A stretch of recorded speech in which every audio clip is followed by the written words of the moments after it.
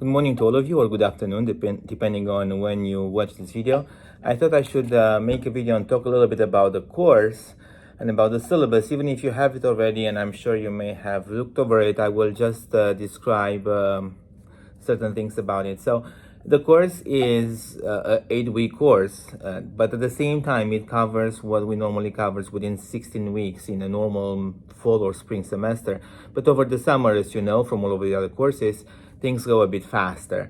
I will not talk much about the description of the course. I just want to mention the fact that we do have the 5 books. We will not read all of the 5 books in their entirety, but we will cover the majority of the reading. And you also have how much we read every week at the end of the syllabus on the schedule. And since I'm talking about that, when you look at the last page of the syllabus where you have the schedule and you have listed the readings with the page numbers and so on, remember that those are the pages that we discussed during the week. So I would expect you to read those pages and the readings themselves prior to answering the questions you have online, prior to watching the videos, prior to entering into discussion to your colleagues. If you have any questions about that, please do not hesitate to tell me. I will post this video in a forum so that you can ask questions and I can respond so everybody can see them.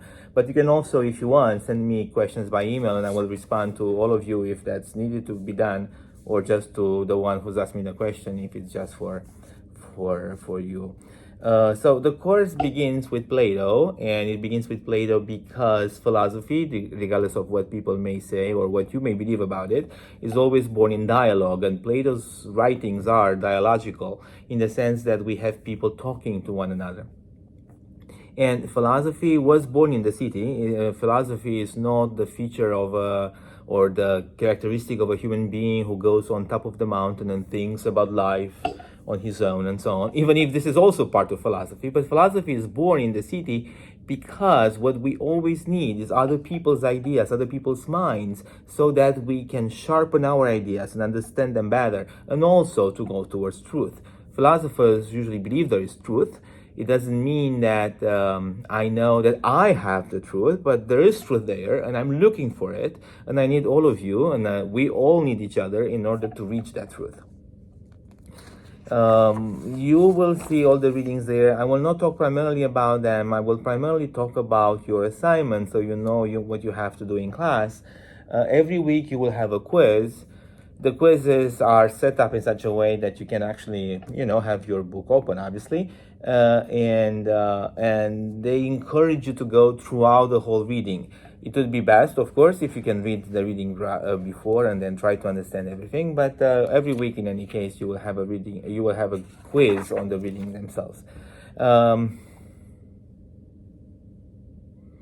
Then the primary work during the semester will be the online reactions and discussions. Every week I will post certain questions, just as you have for this week.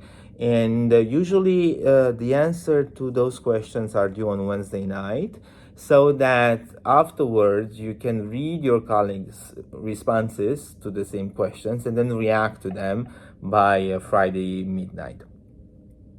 There will be 2 to 4 questions every week, depending on the reading, depending on the difficulty of the reading, depending on the problems that we have to discuss. And on top of that, you will also have some videos just like this one, but obviously more on the content of the text. And in those videos, I will lecture, so to say, and you will be required to provide a certain response. The other important grade for our class will be the final essay. The final essay will be on Fear and Trembling, written by Soren Kierkegaard, the Danish philosopher. I will provide potential questions, and I will ask you to choose one of those 2 questions I will provide.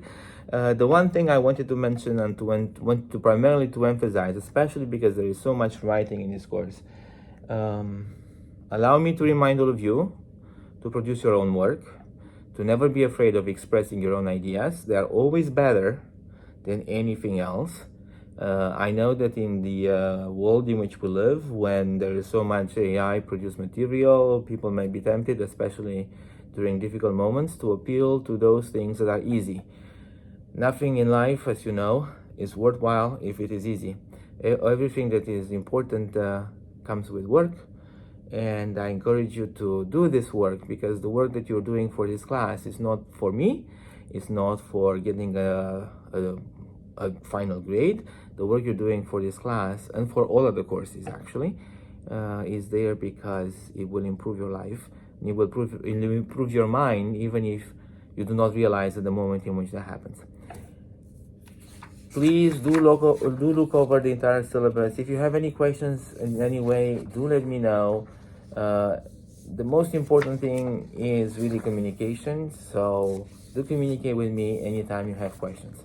I look forward to reading your comments, to enter into dialogue with you, and to discuss the readings that we have this semester. Bye.